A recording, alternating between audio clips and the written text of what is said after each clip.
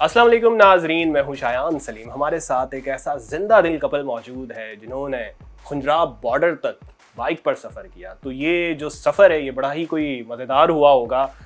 वाक़यात इस सफ़र से बहुत से जुड़े होंगे।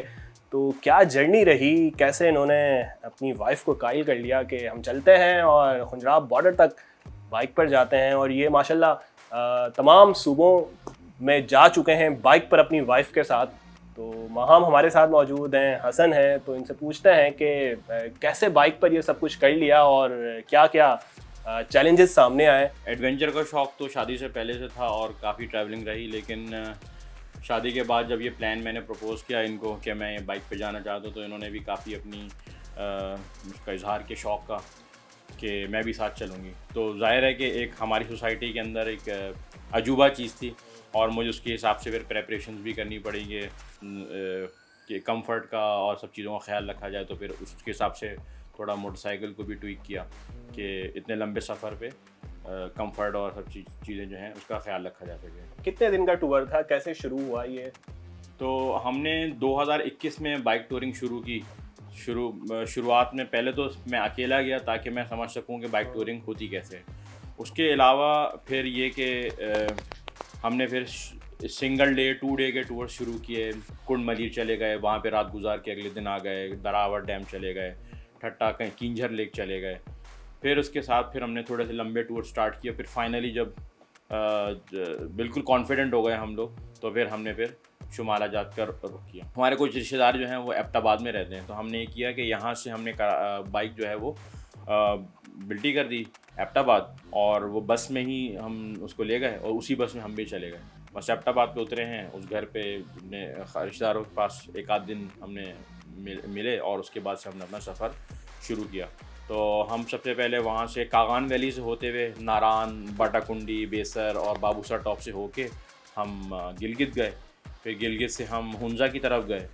हुंजा में सारे जितने भी टूरिस्ट डेस्टिनेशन हैं वो हम करके खुंजराब पास चले गए।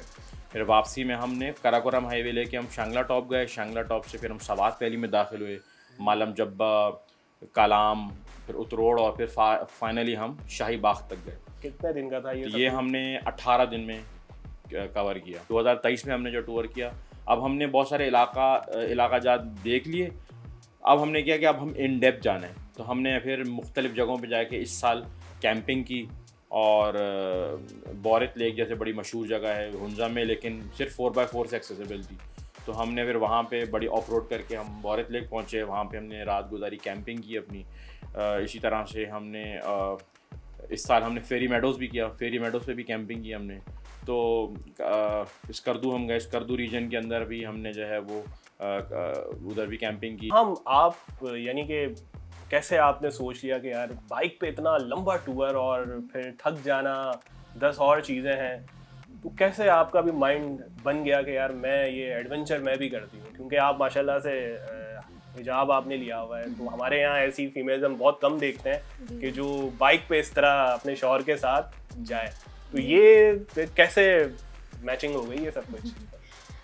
बेसिकली एडवेंचरस मैं हमेशा से थी, एज इन मुझे ट्रैवलिंग पसंद है और किसी भी चीज़ जिसमें थ्रिल है, थोड़ा डेंजर है, मुझे वो पसंद है। लेकिन आपने सही बात कही कि हमारे यहाँ ये कॉन्सेप्ट है कि अगर कोई लड़की हिजाबी हैं या वो मॉडेस्ट रहना पसंद करती हैं तो वो फ़न नहीं करती, या वो कोई बहुत डांटने वाली बोरिंग सी खातून होंगी। तो इस मिसकंसेप्शन को भी मैं दूर करना चाहती थी। और आप हर काम हुदूद में रहते हुए अल्लाह ताला की कर सकते हैं। आपको अल्लाह ताला ने एंजॉय करने की इजाज़त दी है, आपको ट्रैवल की भी इजाज़त दी है, सहाबा भी करते थे, तो इसको करना चाहिए। मैं अपने महरम के साथ हूँ तो इसमें मेरे लिए पूरी इजाज़त है कि मैं एंजॉय करूँ। और दूसरी चीज़ है कि मुश्किलात तो होती हैं, किसी की भी सफ़र में होती हैं, गाड़ी में भी होती हैं आपको, लेकिन बाइक के जो मेरे ख्याल है थ्रिल हैं वो ओवरकम करते हैं उसकी डिफ़िकल्टीज़ को।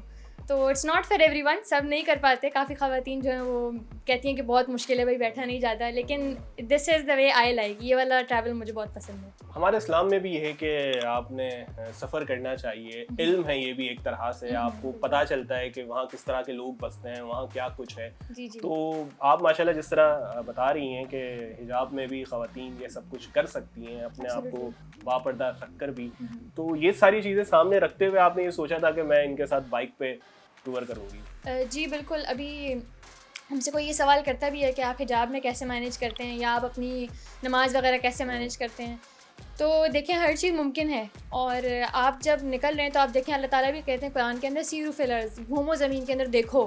तो आप जब जाएंगे दुनिया देखेंगे आपको अल्लाह याद आएंगे, अल्लाह की आयत देखकर, पहाड़ समंदर दरिया हर चीज़ वो सब अल्लाह की आयत है ना। तो आप देख कर उसको मखलूक को खालिक को याद करते हैं अगर आप याद करने वाले हैं तो इस सफ़र में जब भी हम दोनों जाते हैं हमारी बहुत तरजीह होती है कि हम आपस में अपनी अज़कार वगैरह की पाबंदी करते हैं। हमारी नमाज़ कहीं स्किप नहीं होती है अल्हम्दुलिल्लाह। हमें कहीं कोई मुश्किल पेश नहीं आती कि कोई हिजाब मुश्किल लग रहा है, गर्मी हो रही है, कुछ भी नहीं हो रहा, सब आसान है। और उसमें क्या है कि ना हम दोनों कोई ऐसा काम करते हैं, ना बहुत मिक्स्ड गैदरिंग में जाते हैं, ना बहुत म्यूज़िक चला रहे होते हैं, सब हुदूद में। लेकिन आप ये देखिए कि उससे जब हम वापस आते हैं तो हम अल्लाह की एक और मोहब्बत लेके आते हैं, हम उनसे और क़ुर्बत लेके आते हैं ना उसको वो नज़ारों के साथ। तो वो मेरे ख़्याल है एक ग्रोथ ही होती है ईमान की अगर इंसान ऐसे जाए। नमाज पढ़ने का सबसे ज़्यादा मज़ा कहाँ है? नमाज तो है ही सुकून। नमाज़ पढ़ने का सबसे ज़्यादा मज़ा हमें बोरिथ लेक पे मेरे ख़्याल है आया है। बोरिथ लेक भी एक हुंजा में एक जगह है, ऑफ रोड जाके आती है। तो वो बिल्कुल सामने बर्फीले पहाड़ हैं, बिल्कुल साकिन सी एक वो है झील है, हाँ। और उसके अंदर हमने बिल्कुल उसके सामने नमाज़ पढ़ी थी। तो वो आप जब नमाज़ पढ़ के सलाम फेर के आप सामने देखते हैं तो आपको वाकई अल्लाह की तारीफ़ आपके दिल से निकलती है कि आप बहुत छोटे हैं अल्लाह के सामने, अल्लाह की शान बहुत बड़ी है। क्या बात है। कितना हसन आप लोग ने ट्रैवल कर लिया होगा बाइक पे अभी पंजाब तक जब आप गए थे अंदाज़न? लास्ट ईयर हमने तकरीबन 1800-1900 किलोमीटर ट्रैवल किया था, जिसमें हुंजा रीजन और सवात रीजन था। इस साल हमने 2200 किलोमीटर ट्रैवल किया है, जिसमें हमने फेरी मेडोज़, हुंजा और गिलगित बल्तिस्तान।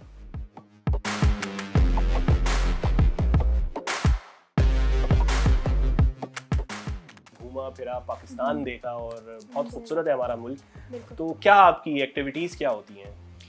जी बेसिकली मैं अंडर ग्रेजुएट स्टूडेंट हूँ, साइकोलॉजी पढ़ रही हूँ और उसमें बैचलर्स कर रही हूँ। उसके साथ साथ मैं कुरान की स्टूडेंट हूँ पिछले 7 सालों से तकरीबन, यानी कि तफसीर पे फोकस है ज़्यादा। अपने हल्का अहबाब में जितनी कोशिश होती है कि अल्लाह का पैगाम पहुँचाया जाए, और ट्रैवलिंग के थ्रू भी मैं ये कोशिश करती हूँ। अगर आप मेरे इंस्टाग्राम वगैरह देखें कि उससे जो भी अल्लाह से क़ुर्बत के मैसेज मेरे पास आता है या जो मुझे ख़ुद अपने अंदर कोई तदब्बुर होता है तो मैं उसको अपने साथ शेयर करना चाहती हूँ लोगों के साथ। क्या सीखा आपने इस सफ़र से? यानी कि इंसान कहते हैं कि इस सफ़र में जाता है तो बहुत कुछ सीखता भी है, बहुत कुछ पता भी चलता है।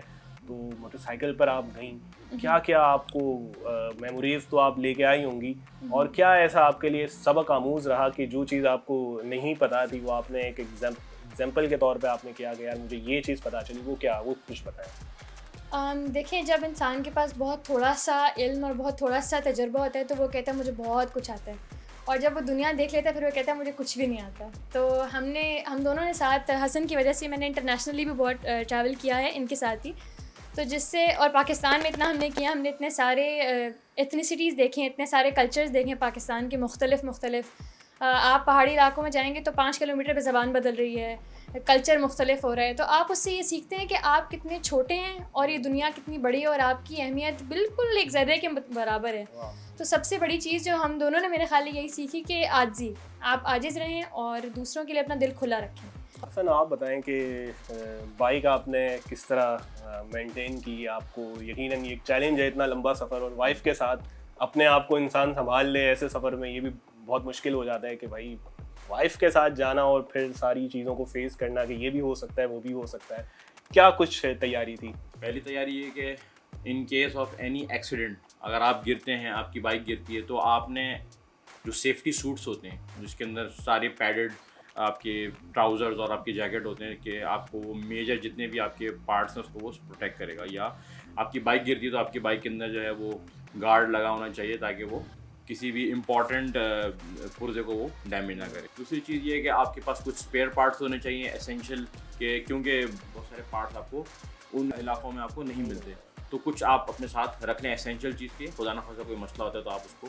कुछ सफ़र में हुआ ऐसा बाइक पंचर हुई, बाइक बंद हो गई हो? एक दफ़ा ऐसा हुआ कि हम लोग स्कर्दू सिटी से मंटो का वाटरफॉल जा रहे थे और सरफरंगा डेजर्ट के बीच में हमारा टायर दोपहर के में पंक्चर हो गया, तो तकरीबन 1.5 घंटा लगा उस गर्मी में हमें उसको रिपेयर करने में। तो मुश्किलात आती हैं, प्रॉब्लम्स कभी भी आ सकती हैं, जैसे गाड़ी में भी टायर पंक्चर हो जाते हैं नो।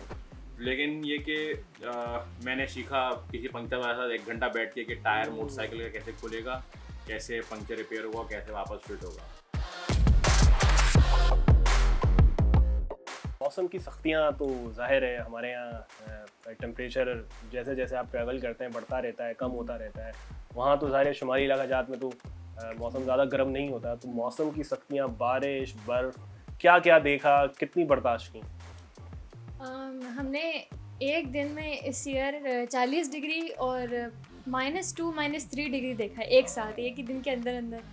तो वो कभी कभी ऐसा होता है जैसे चलास की तरफ से आप जा रहे हो तो 40 डिग्री होता है, वो तप रहा होता है, आपसे गर्मी बर्दाश्त नहीं हो रही होती, और बिल्कुल जो सेफ्टी गियर है दिल चाह रहा होता है आप उसको फेंक दें बस। लेकिन फिर आप जाएं बाबूसर क्रॉस करें तो वो बर्फ़ पड़ी हुई है, बर्फ़ के अंदर आपको बर्फीली हवा जो है वो परेशान कर रही होती है। तो ये सब भी लाइक आई सेड ये अल्लाह की आयात है, इनका भी बड़ा मज़ा आता है कि कैसे अल्लाह ताला जो है वो सेकंड्स के अंदर बदल देते हैं टाइम को और मौसम को किस तरह बदलते हैं। तो उसमें आप एक तो शुक्र अदा करते हो, दूसरा आप बहुत इंजॉय करते हैं। इतना आपने ट्रैवल किया चारों सूबों में, कहाँ सबसे ज़्यादा जर्नी सबसे एडवेंचरस रही, थ्रिल मिला हो वहाँ, नज़ारे बहुत अच्छे हों? ज़ाहिर है गिलगित ये केपी के तो है ही माशाल्लाह खूबसूरत सरजमीन है, और यादगार वाक़या कोई ऐसा हुआ हो बाइक पर जाते हुए, कुछ जैसे कि पंचर हो गई हो या कुछ आगे रास्ते में भटक गए हो, कुछ ऐसी मेमोरीज बनाएं? जी हम दोनों सवात में शाही बाग जा रहे थे और हमने ऑफ रोडिंग की है सिंध बलूचिस्तान के अंदर, लेकिन सवात रीजन के अंदर हमें बिल्कुल अंदाज़ा नहीं था कि ऑफ रोडिंग का मतलब ऑफ रोडिंग कौन सी वाली होती है। तो हमें जिससे हम पूछे कितनी दूर है तो वो कह रहे हैं बस 10 मिनट 15 मिनट, इस तरह 2 घंटे गुजर गए, भाई हमारा 10 मिनट ही नहीं गुजर रहे। हम दोनों गिव अप करने की मतलब बिल्कुल हम गिव अप ही करने वाले थे कि ये मुझे कह रहे नहीं यार थोड़ा चल लेते हैं, मैं इनको बोलूँ नहीं नहीं चल चल लेते हैं। हर थोड़ी देर बाद उतर के मुझे धक्के लगाने पड़ रहे थे इनको कि बाइक चढ़ी नहीं रही थी। तो वो एक ऐसा टाइम था जिसमें कोई 6 बार उतर के मुझे धक्के लगाने पड़े और अपनी एक फ़िज़िकल स्ट्रेंथ का पता लगा कि नहीं भाई बाइक को धक्का मैं भी लगा सकती हूँ। लेकिन वो बड़ा मुश्किल हमारा एडवेंचर था, बट वो जगह बहुत खूबसूरत थी और सुभान अल्लाह वहाँ पर बिल्कुल जैसे जंगली घोड़े होते हैं वो नदी के पास थे और ग्रीनरी इतनी खूबसूरत मेडोज़। तो वो मेरा ख्याल है हमारा एक सबसे पहला ऑफ रोड था और हम बहुत उसको हमारा बड़ा यादगार सफ़र था। नाज़रीन, आपने माहम और हसन की बातें सुनी, किस तरह इन्होंने अपनी जर्नी बताई, और इनके जो इस तरह के टूर से एक जो सबक मिलता है वो यही मिलता है कि इंसान को मुख्तलिफ़ तरीक़ों से यानी कि सयाहत करनी चाहिए। लाजमी नहीं है कि आसाइशें हों और सब कुछ आपके पास हो तभी आप जाएं। इस्लाम को भी फॉलो कर रहे हैं ये लोग अच्छी तरह, और साथ साथ अल्लाह की जो शान है, कुदरत के जो नज़ारे हैं उससे भी लुत्फ़ अंदोज़ हो रहे हैं। इसी तरह अपना सफ़र जारी रखें और माशाल्लाह घूमते रहें। तो इस वीडियो को ख़त्म करते हैं, इजाज़त दीजिए, अल्लाह हाफ़िज़।